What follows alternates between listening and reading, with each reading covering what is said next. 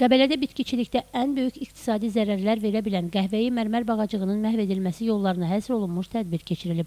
Tədbirdə Agentliyin Bitki Mühafizə və Fumigasiya Mərkəzinin rəisi Ceyhun İbrahimov, eyni adlı Agentliyin Qəbələ rayon mərkəzinin rəisi Kamran Calalov və digər mütəxəssislər çıxış edərək zərərvericinin quruluşu, yaşam tərzi, oxşar həşəratlardan təfviq olunması, ən başlıcası mübarizə yolları haqqında ətraflı məlumat verilib. Qəhvəyi mərmər bağacığı həşəratı tanımağa, mübarizəyə yardım edən xüsusi video çarx nümayiş etdirildikdən sonra iştirakçıları maraqlandıran suallar mütəxəssislər tərəfindən cavablandırılıb. Artıq 12 rayonda böyük iqtisadi zərərlər verən bu həşərata qarşı yoluxma üçün Qəbələ rayonunda da risk altında olduğu xüsusi vurğulanıb. Tədbirin sonunda da iştirakçılara bu zərərvericilər ilə mübarizə haqqında xüsusi yazılı təlimatlar paylanılıb. Hal-hazırda Respublikamızda 12 rayon qəhvəyi mərmər bağacığının vurduğu ziyandan əziyyət çəkir.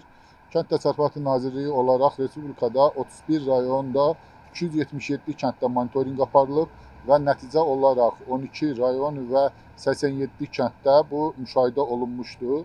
Qəbələ rayonu risk daşıyan rayonlardan olduğu üçün biz bugün bu tədbiri burada təşkil elədik ki, bələdiyyə və icra nümayəndələrini maarifləndirək, onlarda kənd sakinlərini maarifləndirsin və həqiqətən də qəhvəyi mərmər bağacığı müşahidə olunursa, operativ olaraq məlumatlar versinlər və biz də bu tədbirləri Qəbələ rayonunda başlayaq.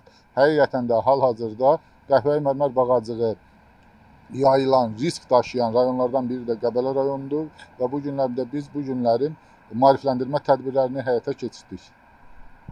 Cəmilə Nəsir qızı, Rəhman Həkimzadə, Həcər Həsənova bugün informasiya proqramı üçün.